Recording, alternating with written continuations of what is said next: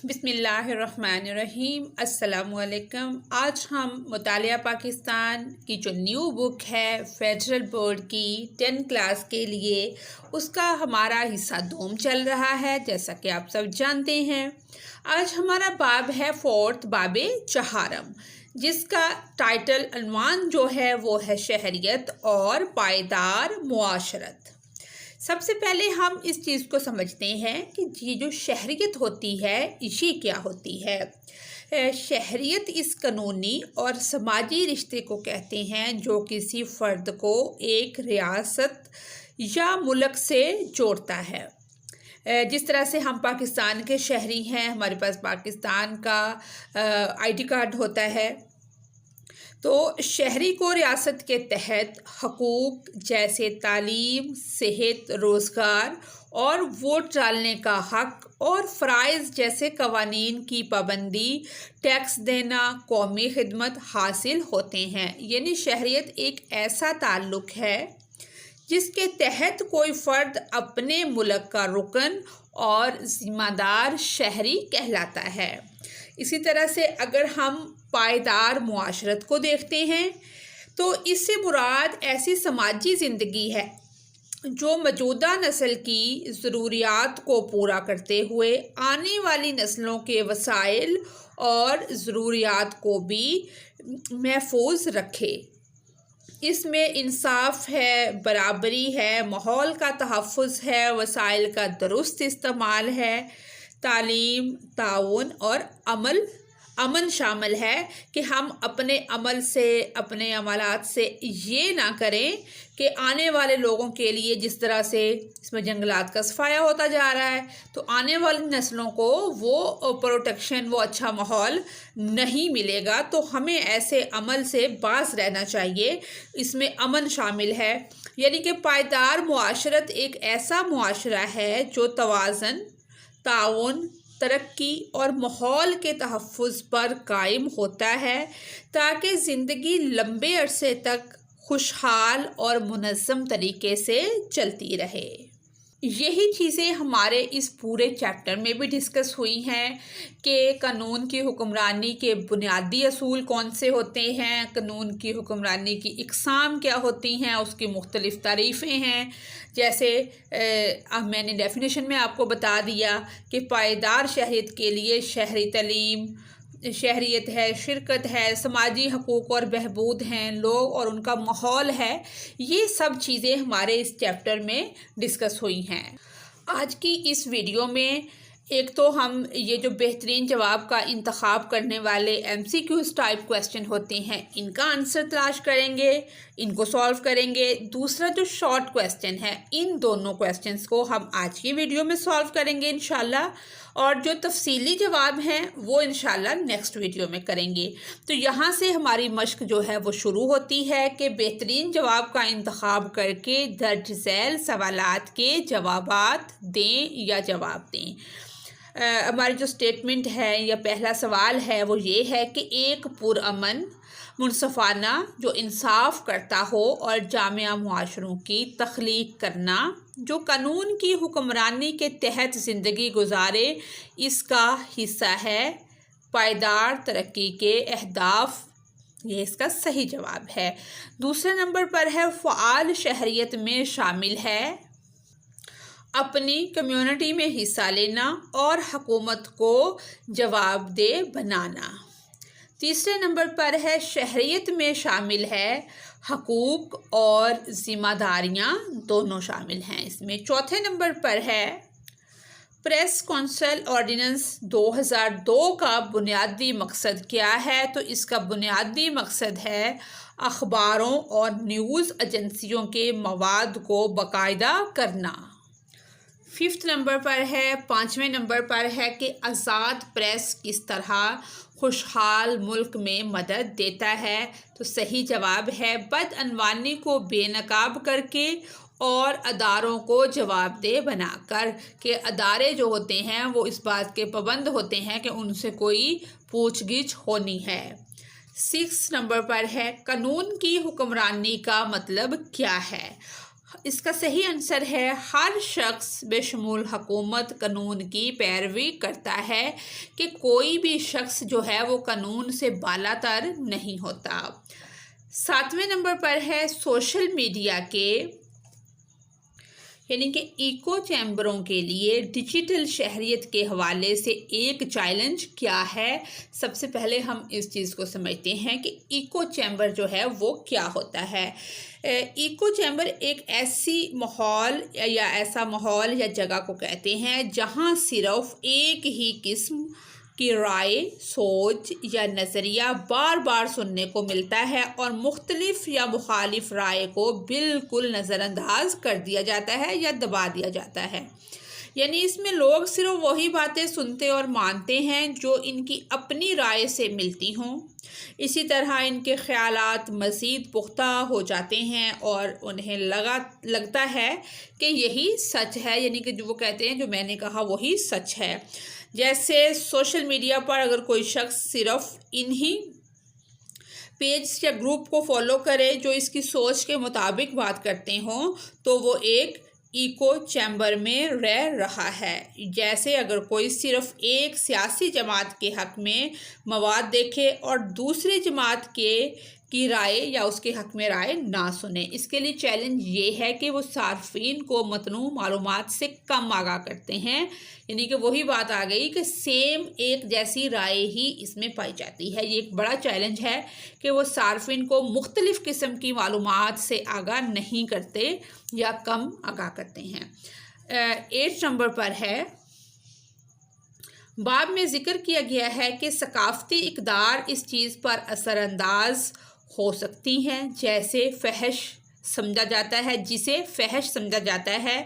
یہ ڈیجیٹل مواصلات کے بارے میں کیا تجویز کرتا ہے؟ تو اس کا صحیح جواب ہے ڈیجیٹل شہریوں کو آن لائن بات چیت کرتے وقت ثقافتی فرق سے آگاہ ہونا چاہیے، کہ وہ آگاہ ہوں کہ ثقافتی فرق کے بارے میں ان کو پتہ ہو۔ 9 نمبر پر ہے کہ ریاست متحدہ میں غیر شہری والدین کے ہاں پیدا ہونے والا بچہ مندرجہ ذیل میں سے کس اصول کے تحت خود بخود شہریت حاصل کر لے گا؟ یعنی کہ صحیح جواب ہے مٹی کا حق۔ ایسا شخص 10 نمبر سٹیٹمنٹ ہے ہماری، جو پاکستان کا شہری بننا چاہتا ہے لیکن وہاں پیدا نہیں ہوا، پاکستان میں یعنی کہ وہ پیدا نہیں ہوا اور اس کے والدین پاکستانی نہیں ہیں، تو وہ زیادہ تر شہریت کے لیے کس طریقہ سے درخواست دے گا؟ تو اس کا صحیح جواب ہے نیچرلائزیشن۔ 2 پہ ہے ہمارا مندرجہ ذیل سوالات کے مختصر جواب دیں۔ سوال نمبر 1 ہے ایک جمہوری ریاست کے بنیادی اصول کے طور پر قانون کی حکمرانی کی کیا اہمیت ہے؟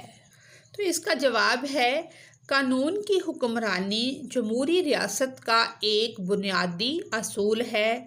جمہوریت سسٹم کیا ہوتا ہے؟ جس طرح سے ووٹوں کے ذریعے، جس طرح سے ہمارے ملک میں وزیر اعظم بنتا ہے، صدر بنتا ہے، الیکشن ہوتے ہیں، MP ہوتا ہے، MNA ہوتا ہے، اس کو جمہوری طرز حکومت کہا جاتا ہے، کیونکہ یہ اس بات کو یقینی بناتی ہے کہ تمام افراد بشمول حکومتی عہدیدار کہ بے شک کوئی MPA ہے یا MNA ہے یا وزیر اعظم ہے، کوئی بھی ہے، وہ کیا ہے؟ قانون کے تابع ہوتے ہیں۔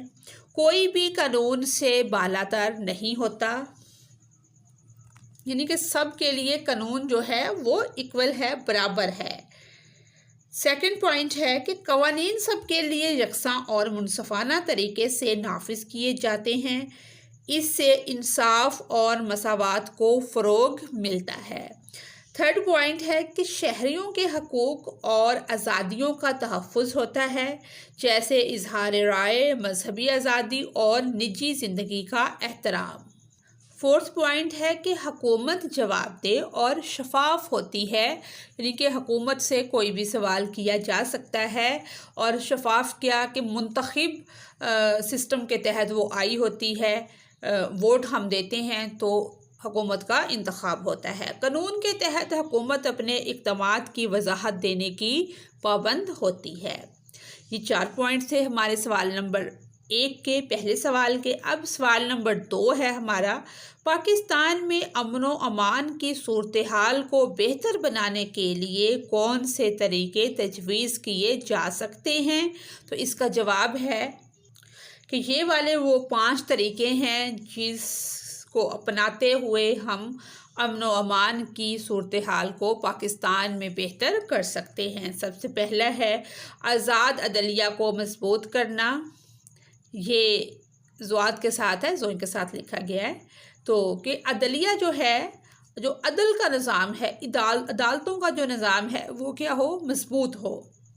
دوسرے نمبر پر قانون نافذ کرنے والے اداروں میں سرمایہ کاری۔ تیسرے نمبر پر ہے قانونی تعلیم اور آگاہی کو فروغ دینا۔ چوتھے نمبر پر ہے قانونی عمل میں اصلاحات۔ 5ویں نمبر پر ہے معاشرے کی شمولیت۔ سوال نمبر 3 ہے نئی سروسز یا رضاکارانہ کاموں میں شہریوں کی شرکت کیوں اہم ہے؟ اب اس میں جو لفظ استعمال ہوا ہے کہ رضاکارانہ، تو اس کا مطلب ابھی ہم سمجھ لیتے ہیں، کیونکہ پورا چیپٹر تو ہم ریڈ آؤٹ نہیں کرتے، تو پھر جو اس میں مشکل ہوتی ہے وہ میں ساتھ ساتھ ایکسپلین کر دیتی ہوں کہ ایسے کام، رضاکارانہ کام جو ہوتے ہیں، ایسے کام جنہیں کوئی شخص اپنی مرضی اور خوشی سے بغیر کسی لالچ یا معاوضے کے دوسروں کی بھلائی یا فلاح و بہبود کے لیے کرے تو ان کاموں کو رضاکارانہ کام کہتے ہیں۔ مثال کے طور پر غریبوں کی مدد کرنا، تعلیمی اداروں میں بچوں کو مفت پڑھانا، صفائی مہم میں حصہ لینا، کسی فلاحی ادارے کے ساتھ مل کر خدمت کرنا۔ سادہ لفظوں میں اگر ہم کہیں کہ دوسروں کی خدمت اپنی خوشی سے کرنا بغیر کسی انعام کے رضاکارانہ کام کہلاتا ہے، سمپل ہم کہہ سکتے ہیں۔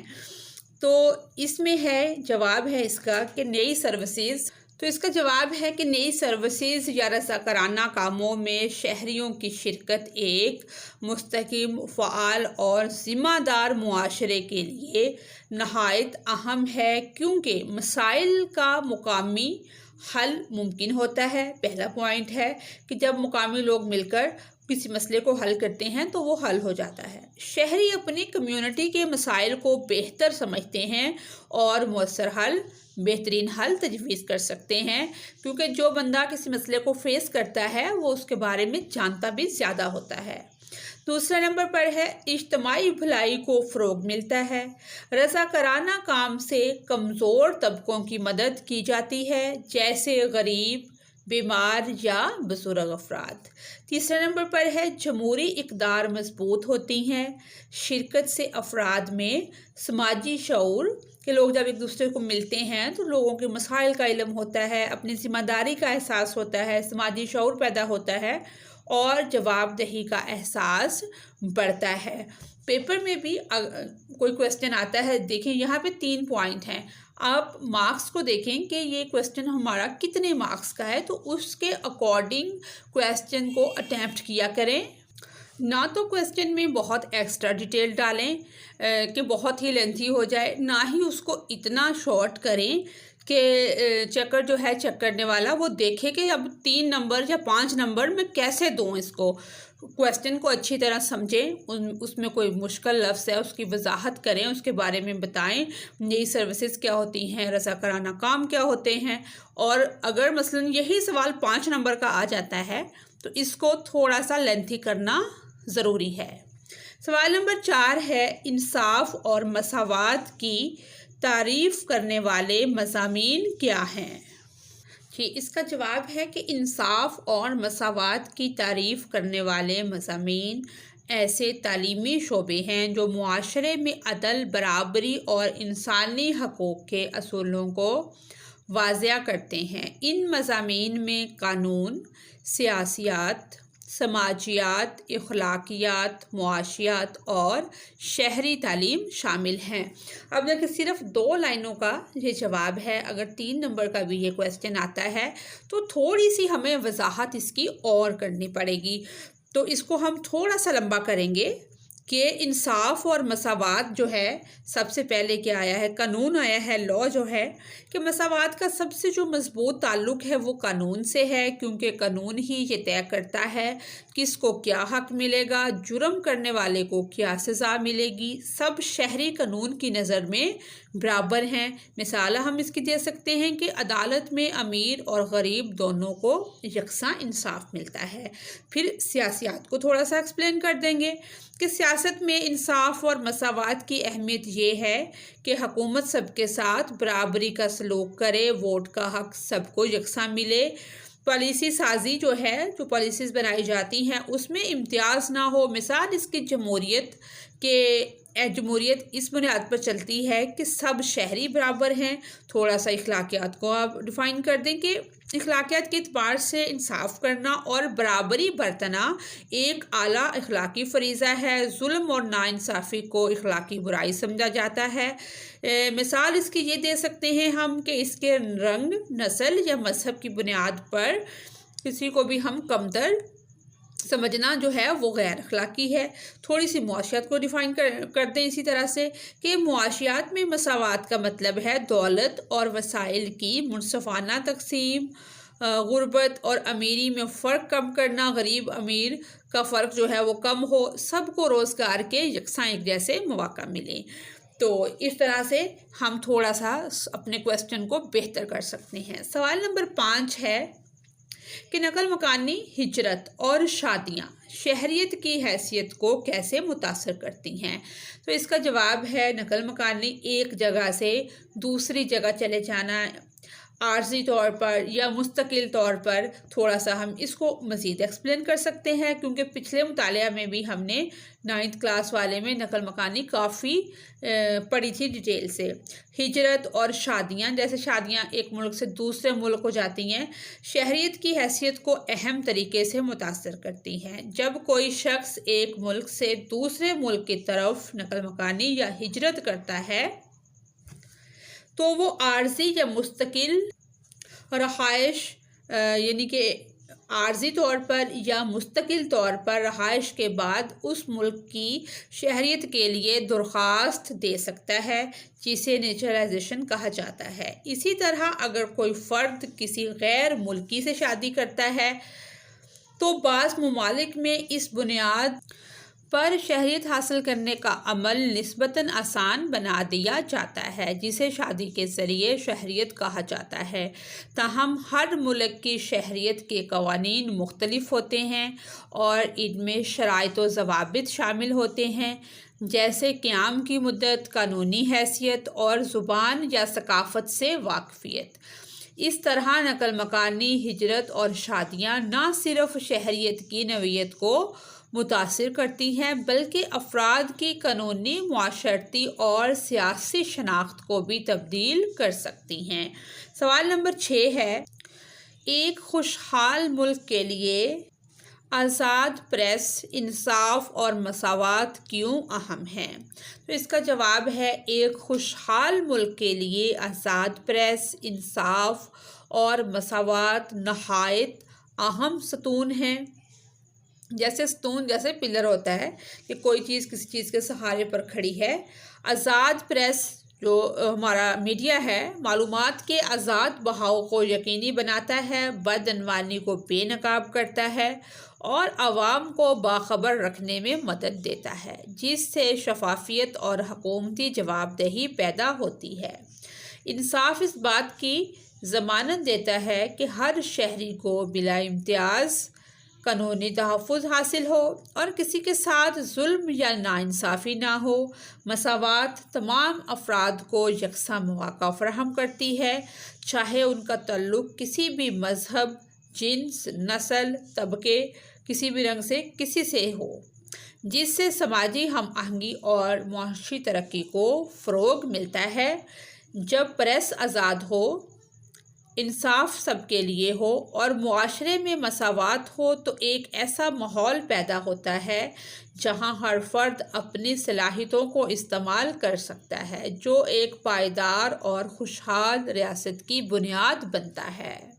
سوال نمبر 7 ہمارا آخری سوال ہے کہ کس طرح محدود وسائل کا تصور انصاف اور مساوات دونوں کے حصول میں رکاوٹ کے طور پر کام کرتا ہے؟ اس چیلنج سے کیسے نمٹا جا سکتا ہے جو دونوں نظریات کا احترام کرتا ہے؟ تو اس کا جواب ہے کہ جو کم وسائل ہوتے ہیں، محدود وسائل ہوتے ہیں، انصاف اور مساوات کے حصول میں رکاوٹ بنتے ہیں، کیونکہ جس طرح سے کوئی ہمارا کیس عدالت میں چلا جاتا ہے تو جتنی زیادہ آپ فیس دیں گے، اچھا وکیل آپ کریں گے تو اتنا آپ کو انصاف زیادہ ملے گا، کیونکہ جب وسائل جیسے تعلیم، صحت اور روزگار کم ہوں تو ان کی منصفانہ تقسیم مشکل ہو جاتی ہے۔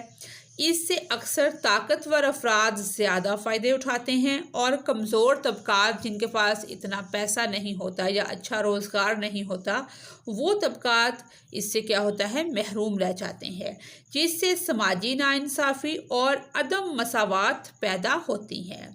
اس چیلنج سے نمٹنے کے لیے ضروری ہے کہ وسائل کو ضرورت اور انصاف کی بنیاد پر بانٹا جائے۔ حکومت اور معاشرہ مل کر کمزوروں کو ترجیح دیں اور شفاف طریقے سے پالیسیاں نافذ کریں۔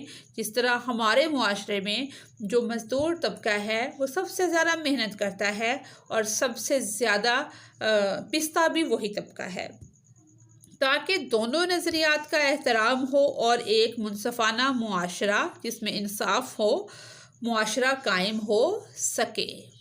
جی یہیں تک ہماری آج کی ویڈیو تھی۔ اگر آپ کو میری ویڈیو سے کوئی رہنمائی ملتی ہے تو میری ویڈیو کو لائک اور چینل کو سبسکرائب کریں۔ Thanks for watching us.